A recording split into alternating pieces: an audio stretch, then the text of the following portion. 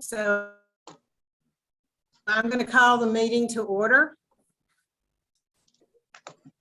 And I would remind the members of the board that you're advised of your duty under the State Government Ethics Act to avoid conflicts of interest and the appearance of conflict, and are instructed to refrain from participating in any matter coming before this board with respect to which there is a conflict of interest or the appearance of a conflict. So is anyone on the board aware of any conflicts that they may have for this meeting today?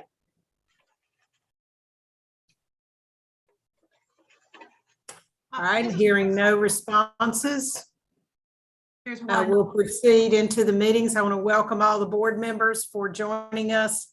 We do have a quorum based on the members present on the Zoom meeting. And first item of business is the approval of the minutes from January the 11th. Do I hear a motion to approve those either by hand raising or spoken? I so move. All right, Adrian moves. Is there a second? Second. Second by Bert. Any discussion? Now, all those in favor indicate by raising your hand or saying aye. Aye. All right, that motion carries. Also, the minutes from the retreat on March 11 and 12. Do I hear a motion to approve those minutes?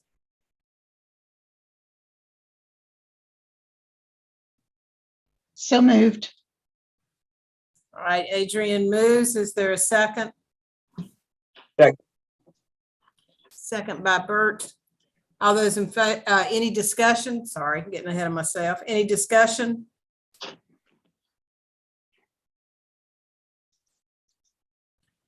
Okay, all those in favor indicate by saying aye or raising your hand.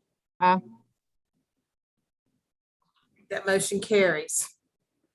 So the primary reason we're here for today is for to talk about the revision to the rules. So I'm going to turn it over to Peter to carry that forward. Great. Thanks, Judge. We published the rules in the journal along with an executive summary, and they clearly have been received and heard. In addition to the journal, I have been meeting with various organizations and district bars to present the rules and answer questions.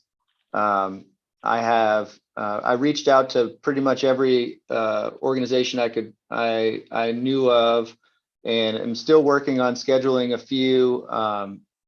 For instance, Advocates for Justice.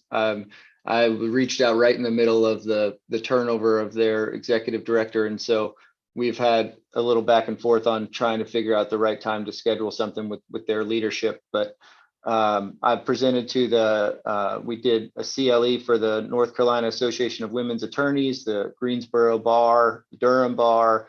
I'm presenting to the Wake County Bar next week.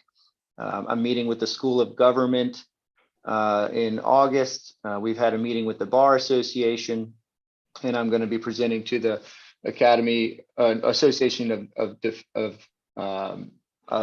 Black Lawyers in the fall, and I've also reached out to the Association of Defense Attorneys. And so we've been trying to get out there and meet with various groups. And in addition to the comments that we received that I've attached, which is, as far as I know, all of the comments we've received either sent to me or to the ethics comments email. I've responded to essentially all of them. So anytime someone had asked a question, I've tried to respond and clarify things for them. At the very least, acknowledge that the comments were received and will be shared, and thanking them for commenting. But this was a really good number of comments. It seems clear that people have noticed these proposed rules and took our request for comments seriously, and we got a lot of good comments, and many of them I think had an impact on some of the little proposals that we're looking at today. I think it's clear from the comments that the leading issue was concern about carryover credit. And so that's something that I think the board will need to talk about today. There is a desire from the state bar officers, and because we're going to make some changes, or might make some changes today to the proposed rules, to republish the rules for another quarter for comment before any votes for adoption would come up to the council. And so the time frame for that now looks like it would be that would be voted on in October, then sent to the Supreme Court at the end of the year. And because of that, because we can't be certain about what the rules will be and what would get approved and what won't, I think it'll be harder to really get the programming in place in time for March 1st. And really, if we are going to have an annual CLE attendance fee that's paid along with the dues, then that really needs to be in place by the time we send out the dues invoices and post the dues for 2023. And that would be November or December of this year. And that would be pretty difficult to get that all ready in time. So because of that, and because of some concerns we've heard from providers and about getting making the adjustments they need to their plans to be able to provide a good CLE and adapt to the new rules, I think it's likely that we could be looking at needing to push this implementation back to the 2024 CLE year instead of 2023.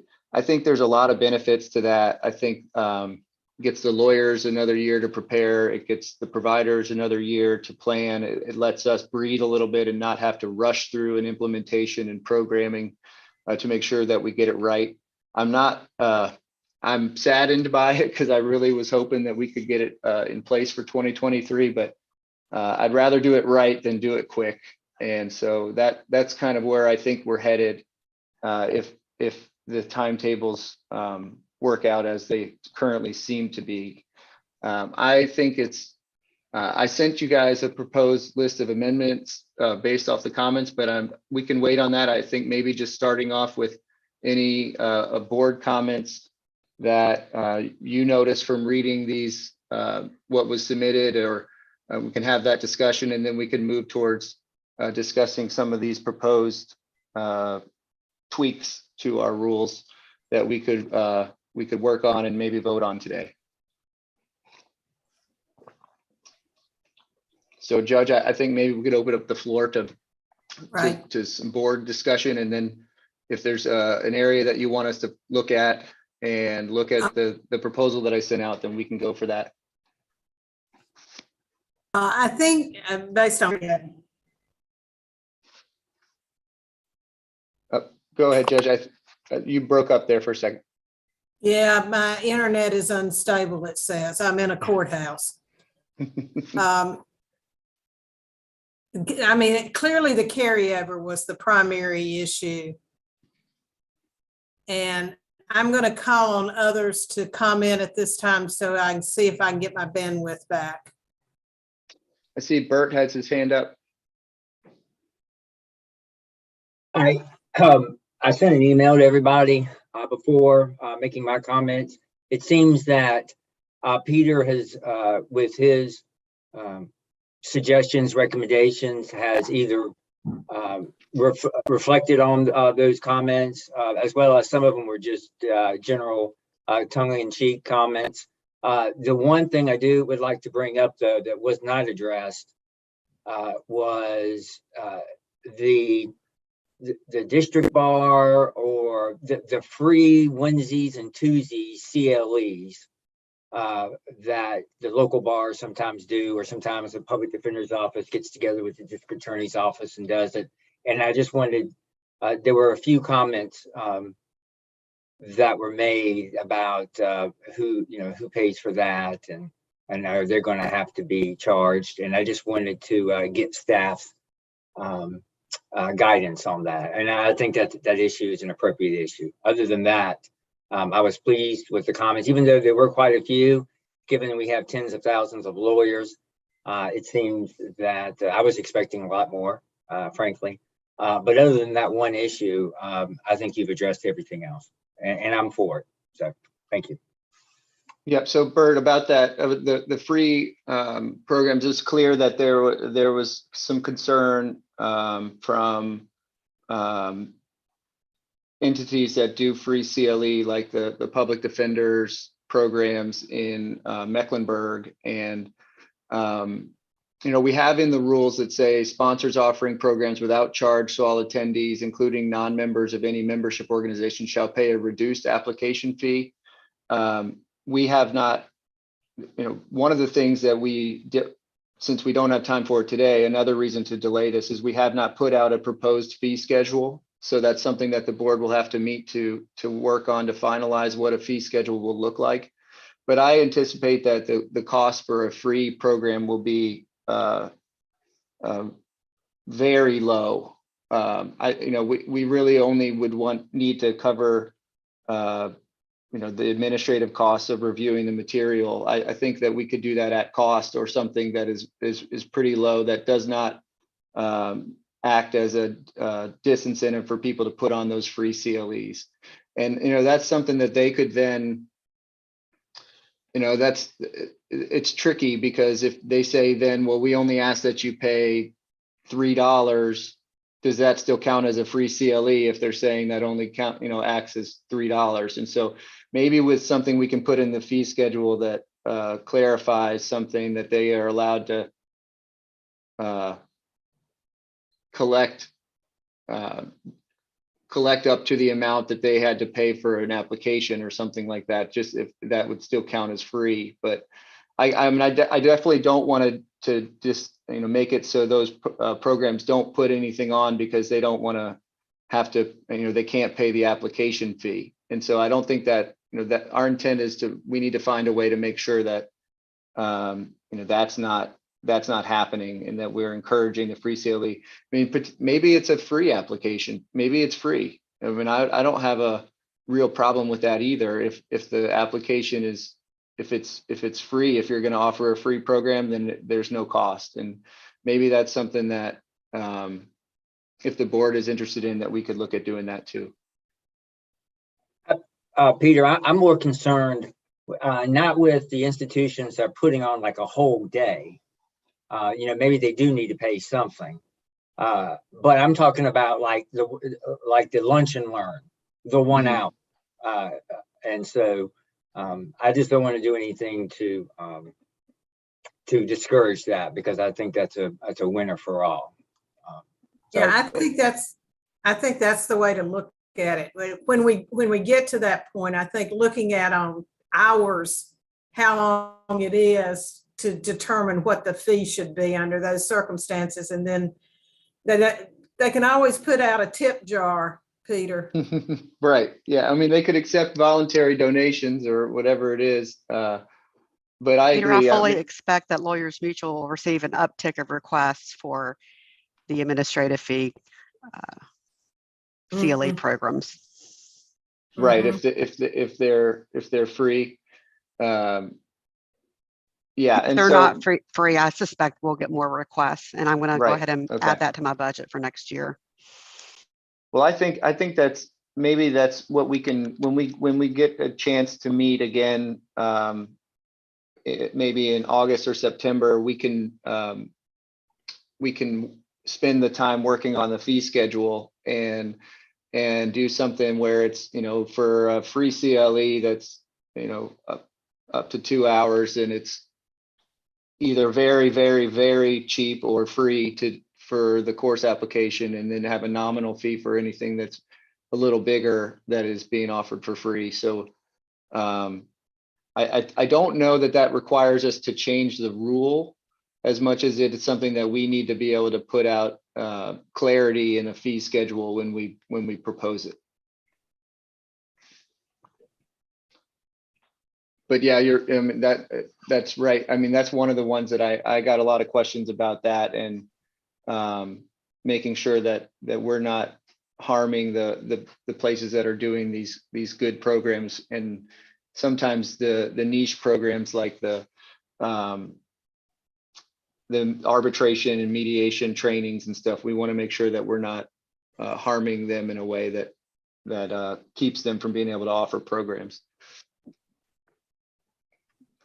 Hey, my last two quick comments is I really feel that even though we do bake the carryover in, I have a feeling that as years pass by, that the carryover will just fade away, as it just won't be as important. But who knows? And lastly, I think that since we've been given this time, the quicker we can figure out what transition is going to look like for the first 3 years, I think that will also help with any type of anxiety level about what the future is going to hold. So that's it.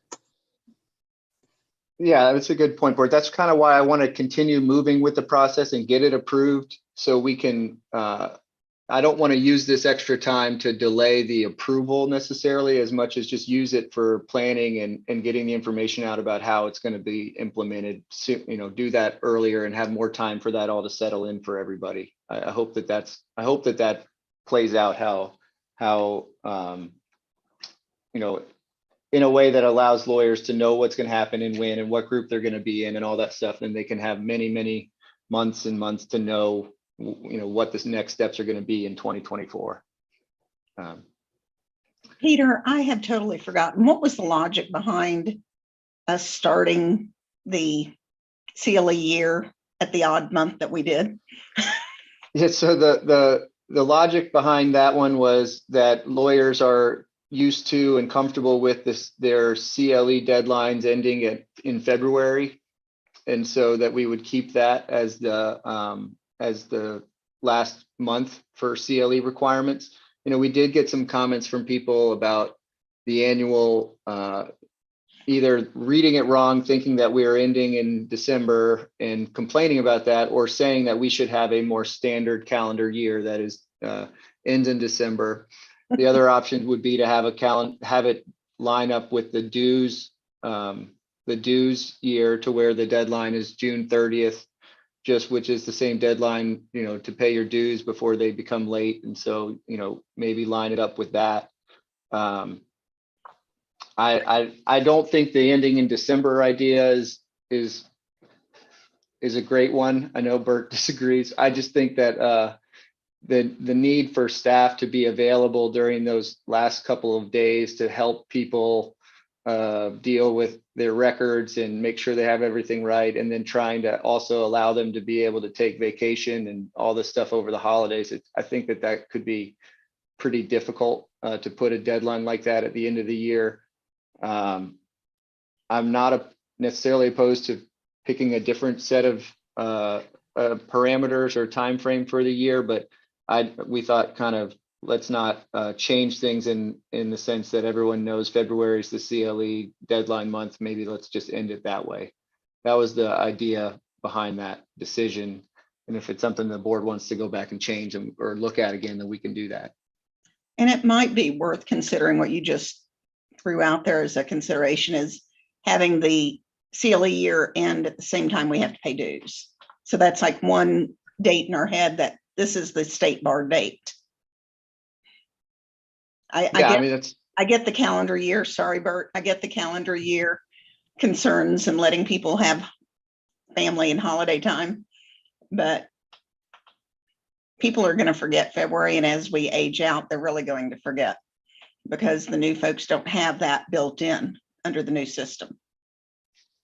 Yeah, and there are some advantages to it if we were to switch, because we're charging this annual CLE attendance fee that would be tied into the dues process, and so that would, their deadlines could line up to where you got to make sure all that stuff's paid and your CLE is done by the end of June, which is a fiscal year time frame that people might be comfortable with.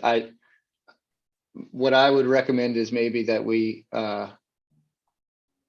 if we republish this, that we take a look at it and see if that's something that the board is interested in changing, and if they are today, then that's something we can look at. I don't think it messes with any of the other rules. If we did that, it just, one thing to consider, and I know that we've tried it internally at the bar to do this, is try to keep the membership in CLE on different deadline dates, just so that they're not, because they tend to help each other out on their deadlines with increased call volume and emails and stuff. And so if it was all happening all at the same time, it could get a little bit wild here at the bar in terms of people trying, a lot of calls and emails with the staff here. And so we've always tried to kind of stagger those at least a little bit, just so they could deal with those deadlines separately and help each other. But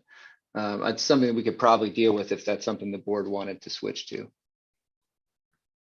Thank you. So one of the issues with doing that, it seems to me, is that if, do you go July of 24 for a start date, or July of 23? And in either of those things, what do you do with that 6-month period? Which, I mean, that might be a CLE holiday if you did it. And I know I'm really concerned about making it December 31st, just because of the staff issues.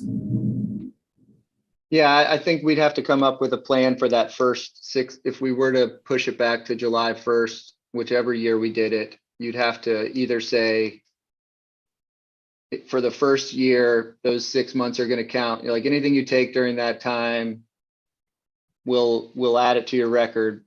And then going forward, it'll reset and start on July 1st, or we'd have to come up with something, because I don't know, just saying that, you can't, we're not going to count any CLE that you take between January and July. I don't know that that's going to go well with either the lawyers or the providers, for sure.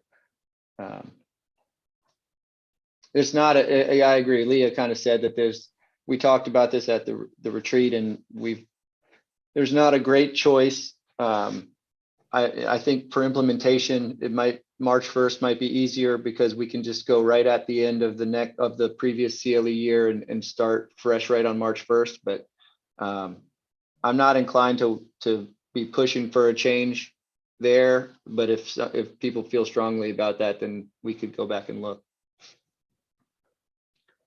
Judge Dunstan, you have your hand up.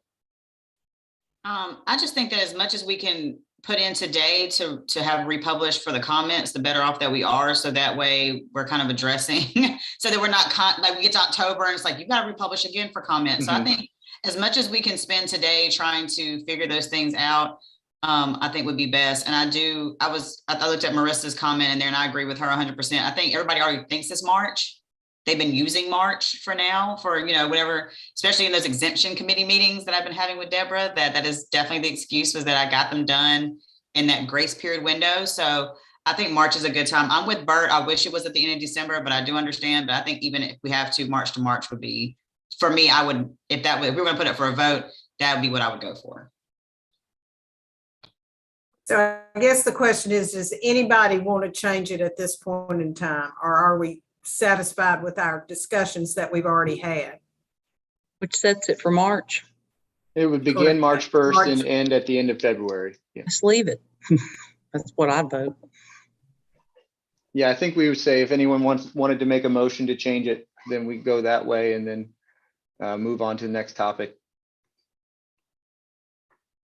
If I have to, I'll make a motion to keep it. Yeah, I don't think we'll have to do that. Yeah. Peter, if we delay the adoption of the rule, will that in and of itself take care of these people who claim they've relied on the current rules to carry the house forward? Yes, it will for this year. I think we would probably have to still have an agreement that anything that you earn, if you were to earn carryover under the rules that are in place at that time, then we should allow that carryover to go into your first reporting period. I think that would be appropriate, which is kind of how I've responded to the people with those concerns, to say that we're not going to take away something that you've earned. We would allow that carryover from the old rules to the new if anybody had earned it, unless there's big disagreement here. I think that would be the equitable thing to do. I'm fine with that. And if I heard there's no need for a motion if we want to leave it. Yeah, I think I don't think that requires any change, just as a, that's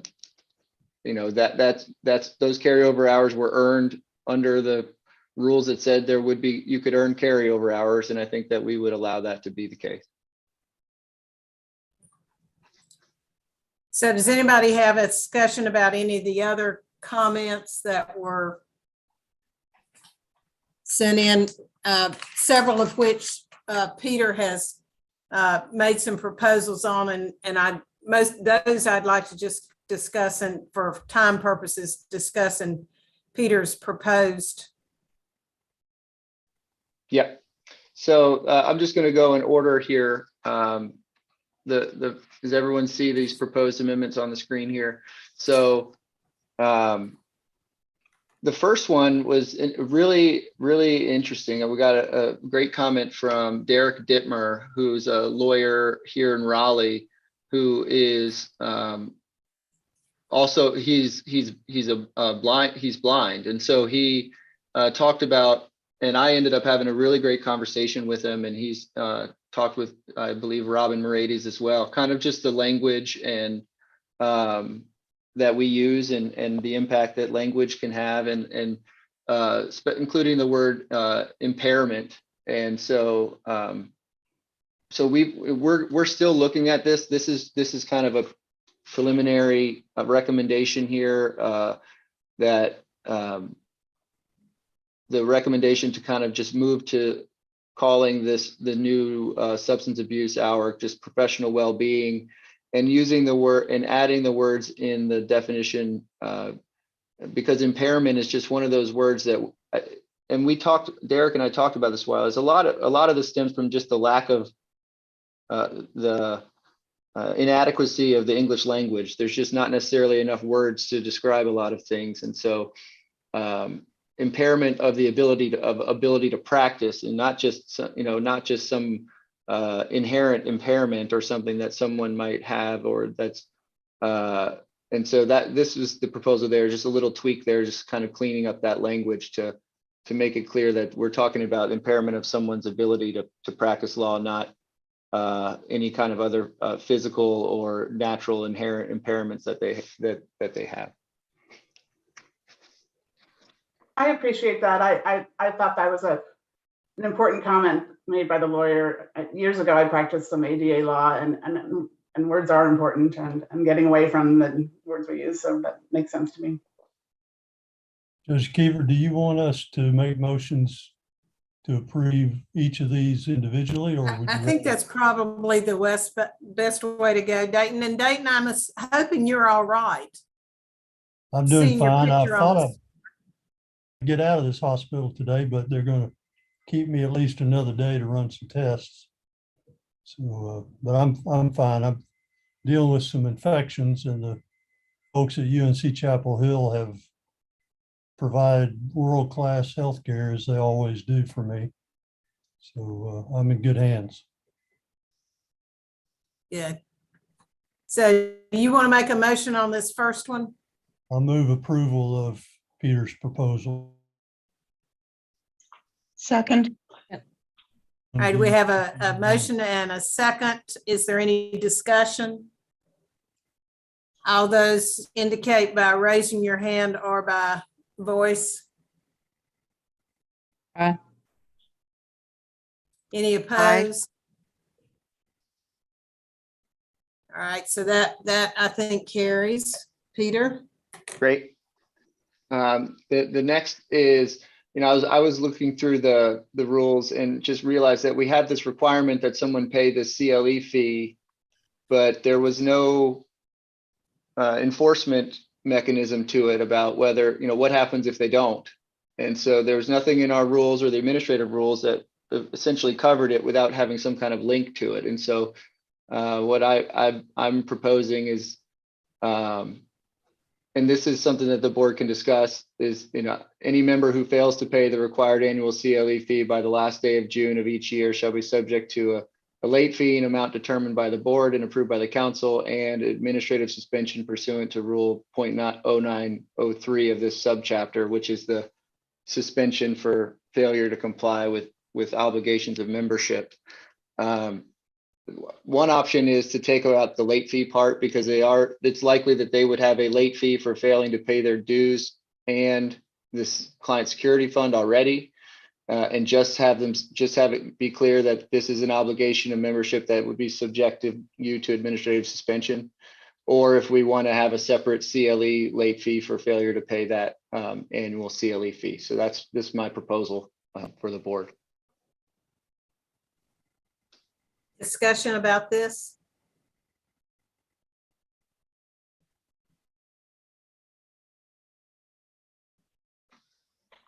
Yeah, my question was, this tracks the language of failure to pay your other fees. Yes, yeah, there's a late fee in the statute as it relates to dues, and then the language in terms of subject to administrative suspension, that's in the language of 0.0903.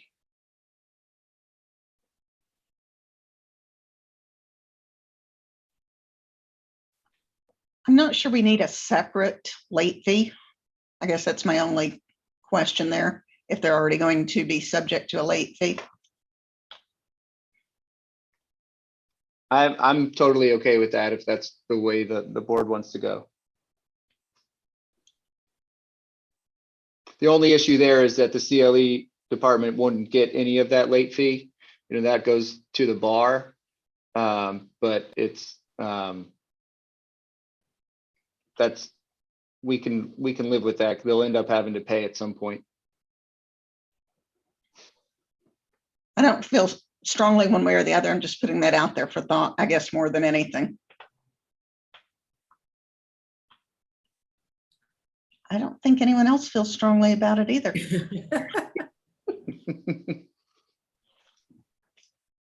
The thing I was most concerned about was making sure that this was something that could be enforceable by our administrative process. It's likely that they would, if I can't imagine there's going to be too many people who pay other parts of their dues and not the CLE fee, so they would be subject. They'd likely be subject to suspension for failure to pay their dues anyway. But I think it's important to make it clear that this is not this is going to be part of that process. Like failure to pay it, can subject you to that potential administrative suspension. Peter, in practice, will this be a situation where a letter is sent to the member saying you're late on your CLE attendance fee? You can remedy this or cure this by payment of a late fee by this date. If this is not done this date, you will be subject to suspension. Yeah, so there's with the membership process, there's a pretty standard. They would get the late fee would automatically get applied on July 1st, and then by the end of the summer, they'd start sending out notices to show cause for why you shouldn't be suspended for failing to pay, and that they can go in then and pay to cure it along with that, the late fee that would be charged. And then if they don't do that, then they get a notice of suspension. And they do send out emails and those kind of things to say, hey, you haven't paid, you need to pay this, or you're going to get show cause or suspension.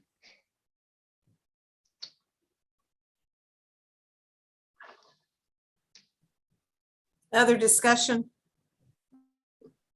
And then it might be that we leave the late fee part in here and set it at 0 at the beginning, and determine if that's something that we need to change later. But we'd have the ability to add a late fee if that's something that we wanted to do.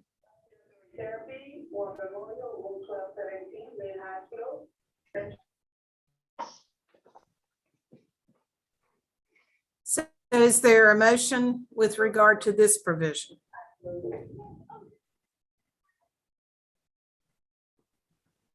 I move approval of Peter's recommendation. Second. All right, we have a motion and a second. Is there any discussion? All those in favor indicate by an aye sign, either by hand or voice. Aye. All right, any opposed? All right, that carries. Okay. So this is the proposal for adding back in some carryover credit. We've struggled with what the right amount would be. We don't want to have lawyers be able to earn so much carryover credit that they can go multiple years and many years without having to take CLE.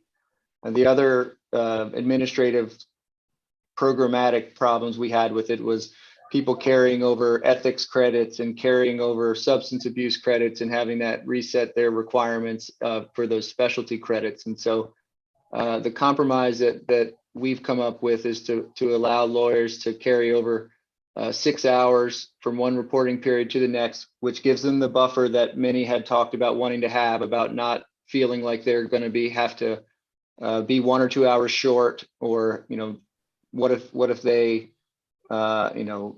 wanted to take a class that would put them over 36 hours, but they're not going to get any credit for it. And we feel like this gives them that additional buffer, and that those hours would count towards their total hours requirement, but they may not be used to satisfy the specialty requirements in paragraphs 1 through 3. So that's the ethics, the substance abuse, and the technology requirements. So they would count towards their 36, but they're not going to carry over as an ethics hour. They would just carry over as an hour that would count towards their 36 in the next reporting period. And so that would be our proposed compromise solution.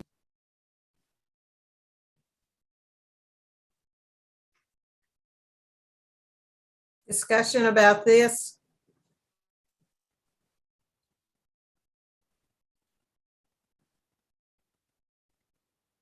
I think it's. I do. compromise. Go ahead, Adrian. No, all I was going to say is I think it's a good compromise.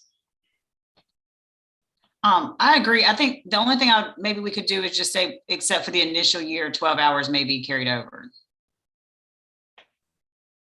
Yeah, so maybe, Judge, maybe that's something we should put in that last temporary rule to make it clear. We can put that in there, because then hopefully that rule can kind of go away and it's not stuck there as in a permanent spot. And so let's see if that's something I can put in that last rule when we get to it, that allows as another aspect that allows, including the allowance of carryover, earned carryover credit, earned pursuant to the prior rules or previous rules or something like that.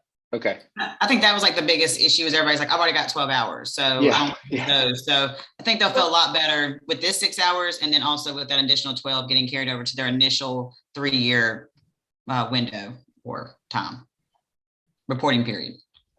Yeah, I guess the only thing I question about that, Ashley, is that if we move to the reporting period to 24 and they have notice in 23 that only 6 hours will carry over, then that really resolves some of the issues some of them had about the hours they've already earned this year for 23. Yeah, I mean, Judge, that's an option. I think the other side to it is that if these rules are not truly effective until 2024, then the prior rule says that you can earn up to 12 hours of carryover credit. And I wouldn't have a lot of heartburn doing that for that 1 year if we wanted to allow people to keep that 12 hours. And maybe that kind of softens the blow of this change by still letting that happen. And I was going to say, I agree with you, Judge. I also think, though, that people won't get educated about that soon enough, that they probably will still already have gotten their 12 hours very quickly at some conference. That's true. Up in arms. And I was also thinking, too, that if we do this in a staggered period of time, then people still may want their 12, they still might be accumulating their 12 hours if they're in that last third round. So that way, if we just say the year before, something about some language, Peter, this is your thing, but something about the year before your reporting period, your 3-year reporting period starts, that up to 12 hours can be carried over from that. I think that might make people feel better. That way everybody will get it no matter when they start. If we still. Yeah, that's an option. I think I would prefer to have it just be from, let's say we start in 2024, that it's just from 23 to 24. We allow the carryover from the old rule, because program wise, I feel like that could be a little tricky to program that in, and everyone would still have, like, there'd be a third that would have a 12-hour requirement, a third that would be 24. And so I don't think it would affect. I think if it's just 12 hours from that one transition year, I feel like that would kind of be equitable for everybody. My preference would be just have it be that one time, and then the rest is a 6-hour thing. But it's up to you guys how you want to do it. I defer to you, Peter. Just trying to think in terms of trying to design it being a little tricky to say. Yeah. Because everybody's going to be under these new rules right away. It's not, that part's not staggered. The only part that's staggered is that first, what your reporting period is. And so I think we should kind of try to operate all the other rules for everybody the same, except for that staggered reporting period start. No, that makes complete sense. That's very helpful.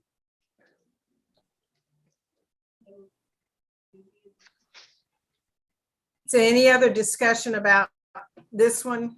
Everybody's happy with the 6 hours, which seems very reasonable. So is that a motion, Bert, to approve this one? Yes, Madam Chair, I make a motion to approve this change. All right, is there a second? I second. All right. Any other discussion? All right, all those in favor indicate by sign of aye or hand. Aye. Any opposed? All right. All right. This one, I mean, we can include this whole rule together as in a vote, but this was a typo. I don't know how it got through all of us and me, and we've actually already fixed this on the website in terms of proposed rules, but we had it as a banner instead of a manner. So that's. And actually in the final draft that I have, it's correct. It is? Okay. Yeah. So the ones that got published in the journal, I think. Magazine. Yeah. Yeah. And then, well, there was some questions about repeat programs and whether they would have to incur the same cost as the initial program for course applications. And, a lot of this, like for instance, the mediator training, they do the same program, 4 or 5 times a year. And if they had to pay the same amount each time, it could be pretty pricey. And so I think this would just make it clear that the fee schedule will have a reduced cost for repeat programs, because our costs go down in the sense that we don't have to review the materials in the same depth that we do for the original course. And so there could be a repeat, a reduced cost for a repeat program. And that's what this recommendation is for. So Peter, on this one, I was trying to decide what your definition of a repeat program was. And if you're just limiting it to when they do a repeat program in the same year, or if they do the same program over 2 or 3 years, is that included in what repeat program is? You make a good point. I was thinking about that just this morning. I think maybe my intent would have it be in the same year. And so maybe we need to add seeking approval for a repeat program within the same CLE, within the same, the same CLE year, shall pay a reduced application fee. I like that. That was my intent. Okay. Although I did see that you almost said calendar year because it just I know. it just rolls off the tongue because it's so practical. But I understand. Peter, I'm wondering if we should add some language at the end to track what you've done in other provisions, something to the effect of reduced application fee as determined by the board. Yeah, so I was tracking what we had up here in the fee schedule where I just have it ended as, you know, the first one is that shall comply with deadlines approved by the set by the board and approved by the council. And then the rest of these, I just have it ending with shall pay a reduced application fee. That's why I had it there like that, but we can add it in. I can see a lot of members saying, well, what is it going to be? Yeah.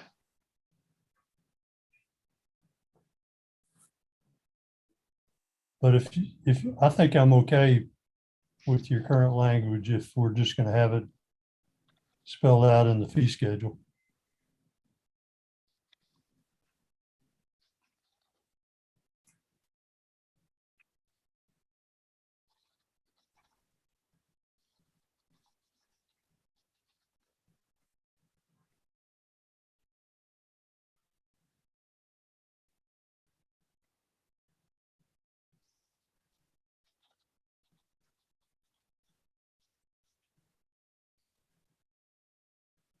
Is that what you guys were thinking here? Yeah, I think that's a good explanation.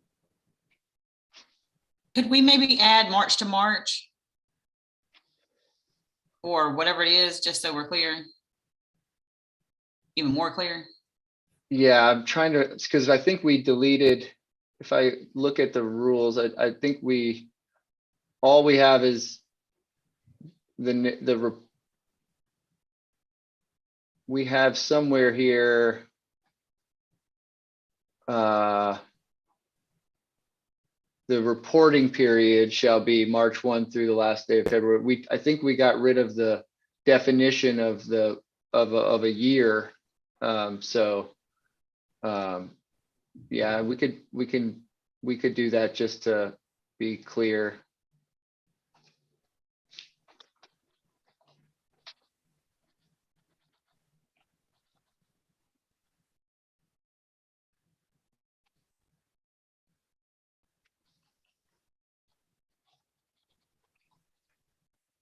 I hate not being able to put February 28th.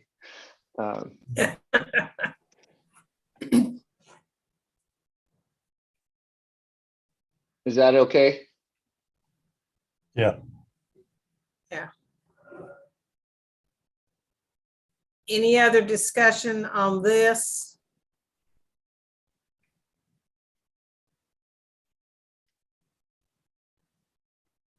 And then I think you had it again down. Well, this one, we could do these the together. explanation. This was just someone had pointed out in the comments. I thought it was fair that it was the way that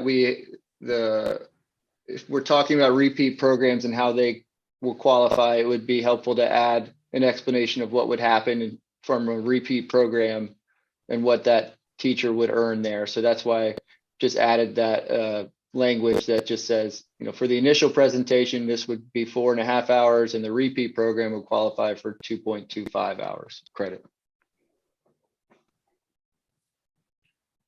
Okay, any other discussion on this section?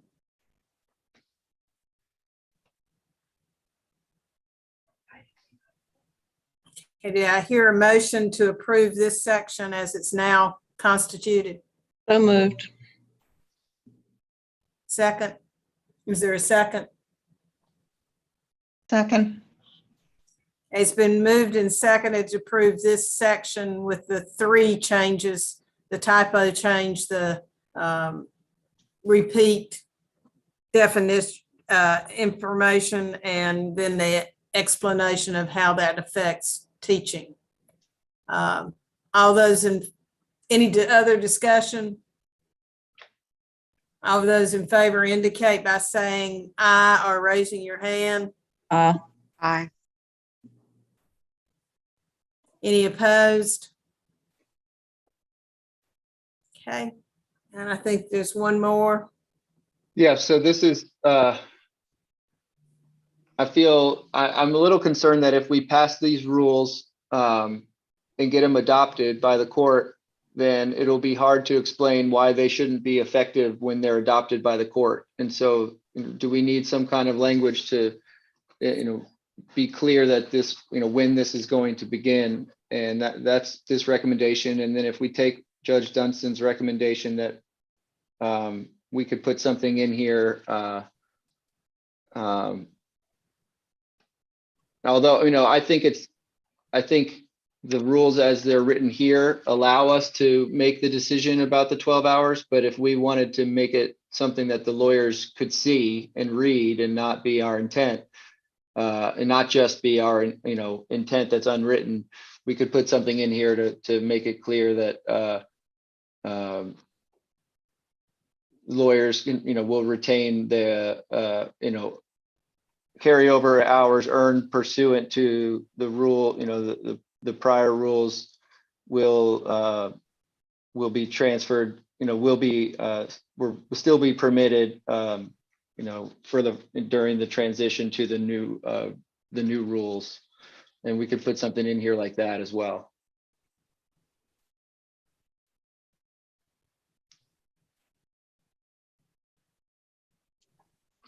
Peter? I think Madam Bert- Chair.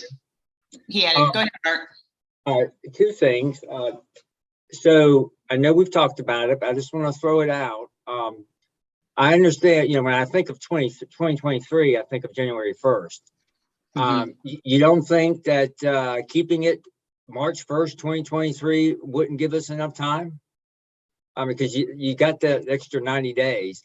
And the second thing is that regardless of whether it's 2024 or 2023, I would put beginning in March 1st, 2023. Yeah, so Just to your second question, I had it originally as beginning March 1st, 2024. My only concern there is that we're going to start charging that annual attendance fee with the dues, with the 2024 dues, earlier than March 1st, because it'll be part of the dues process that starts at the end of 2023. And so I was trying to figure out the best. I don't like beginning in 2024 either, because it's so vague. I don't like that, but I wasn't sure what else to do. I would put beginning in March 1st, 2024, and then just make a notation in the bill that the dues are for the 2024 not calendar year, but 2024 CLE year. And I would just make a notation on the bill. I think folks can be able to figure that out. So.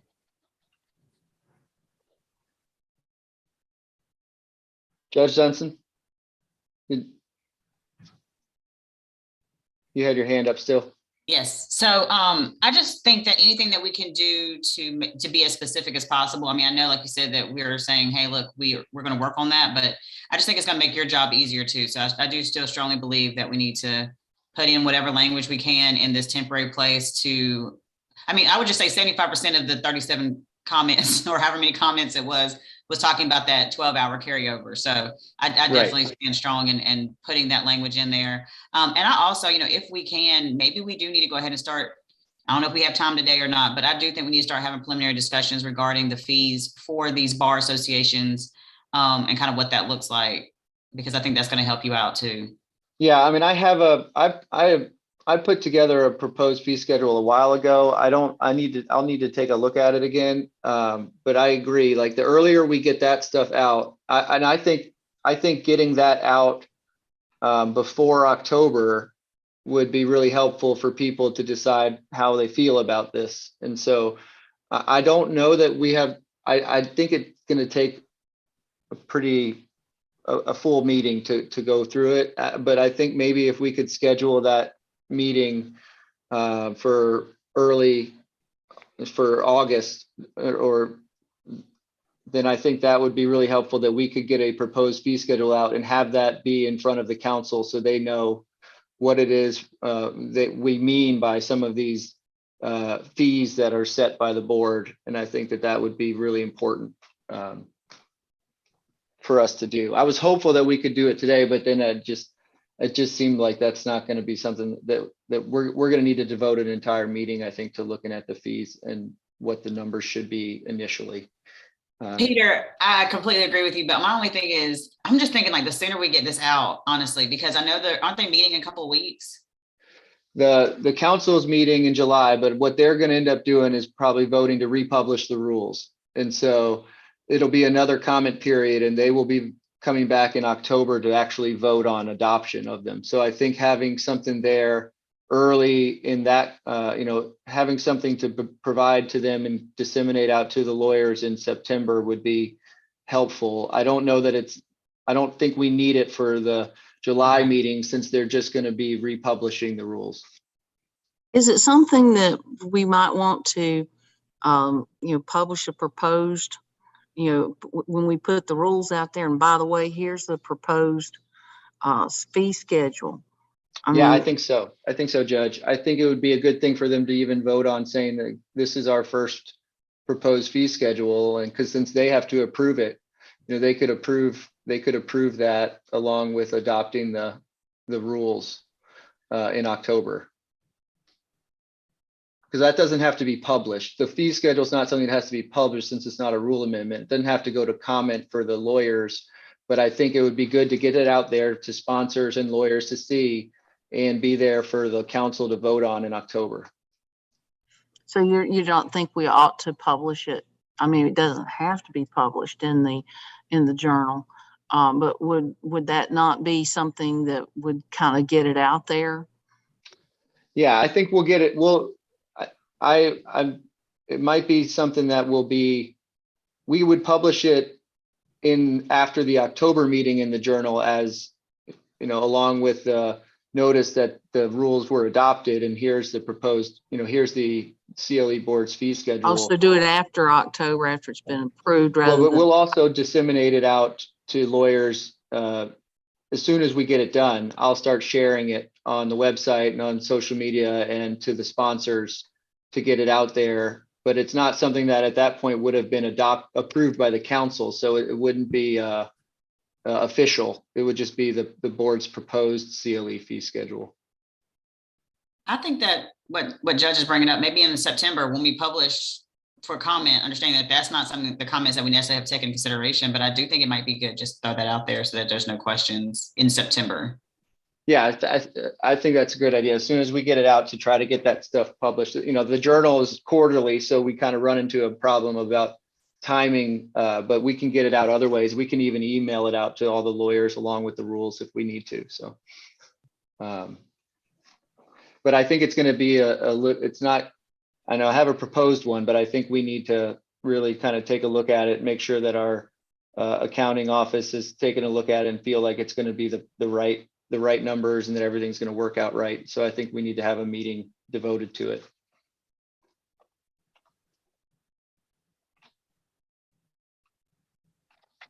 Not to hijack the meeting, but do you have it like close by where we could just glance at it again? Yeah, let me pull it up and see let me look and see what I have. I haven't taken a look at it in a while, so I don't know if it's not, I don't know how complete it is. Let me see what I have in my documents. Well, and I'm not sure that that we really have the time to start. Yeah, I think it would be helpful. Yeah, I think it would be helpful if, Peter, if you could look it over and then send it out to us this week or next week, so that we have it well in advance. I'll send it out to you as soon as I can. Again. Yeah, and I'll just flash it on the screen for you to take a look at. But I have worked on it, and so it's just going to be.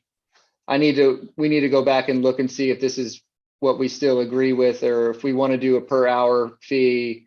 But I've got a draft here for us to be able to work on. It's just we need to go through it all and revisit it based off of.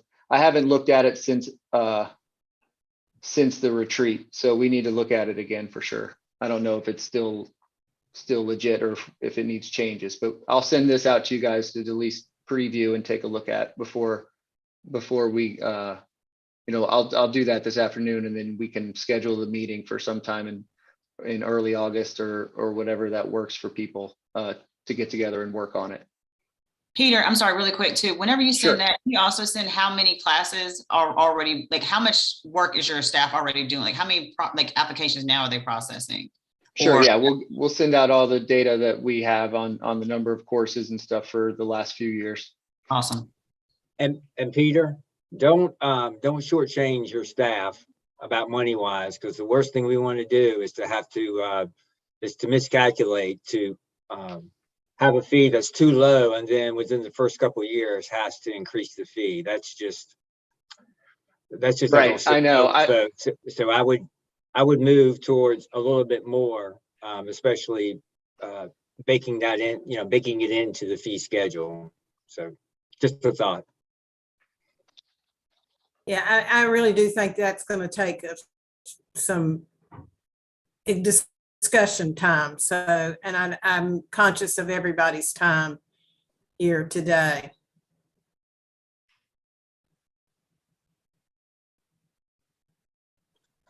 And I'd almost, and I'm sorry, Madam Chair, I'd almost think, the $20 per person, if it needs to be 25, I'd go ahead and just rip that Band-Aid off to come back and ask for $25 in 2 years. Just a thought. Right. So, Oh, no, I agree. I agree. for another day. So as you're writing that in, Peter, it's the limit on carryover 12. Yes. Yeah. Okay. So I have something like this, and maybe if you just vote to give me the ability to make sure I have it grammatically correct, but carryover hours earned pursuant to the rules in effect at the time the hours are earned will carry over as total hours to the first reporting period under the new rules.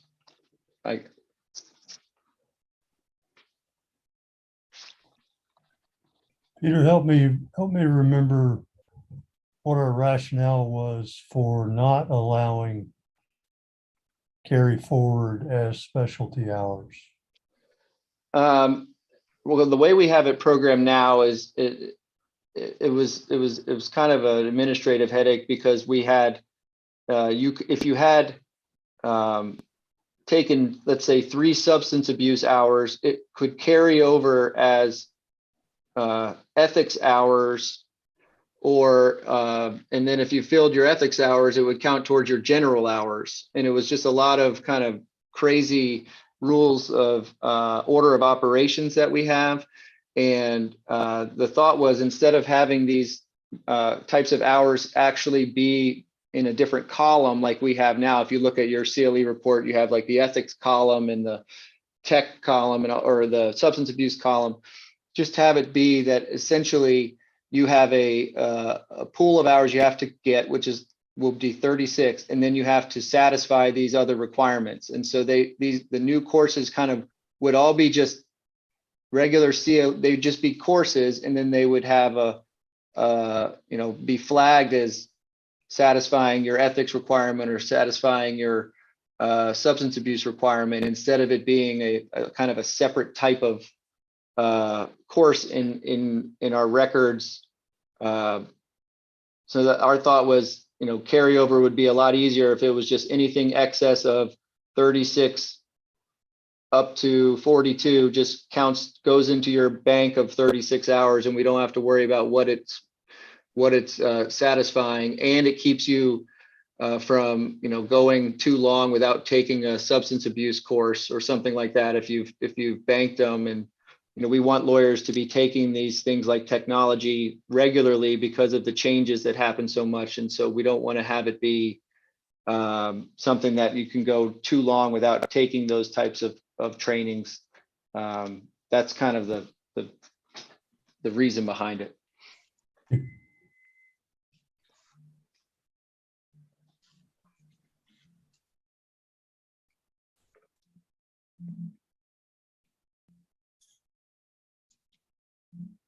Okay, any other discussion on this last including the agreement that if Peter finds any grammatical issues, that he can correct those in this. Yeah, I might last- want to clean this up a little bit, but as long as you guys are okay with the spirit of this idea, I'll try to get it the right looking the right way, but I will definitely have something included here in that rule. That's good to me. I make a motion to approve. Is there a second? Second. All right, any discussion? All those in favor indicate by raise of hand or aye. Any opposed? All right, so that carries. And I believe that was all of them. Yes, that's all of them. I really appreciate you guys' time on this, and we have received a lot of good comments about how thorough we were and how serious and much a tough a job it must have been, and that goes to you guys and how well we've dealt with this. And so I really appreciate everything, and we'll see what comes from the next round of publication, but I hope that we don't have to make any more big substantive changes that push us, having to publish something again. So Thanks, So Peter. let me Great ask, work. yeah, thank you, Alice.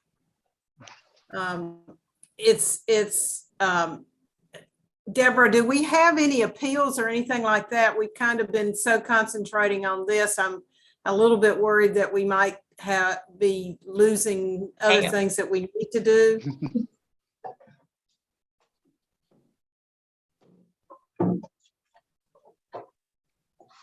Deborah, are you there? Yeah. I'm Okay. looking for my file Oh, okay, gotcha. Sorry. behind me. Sorry. Yes.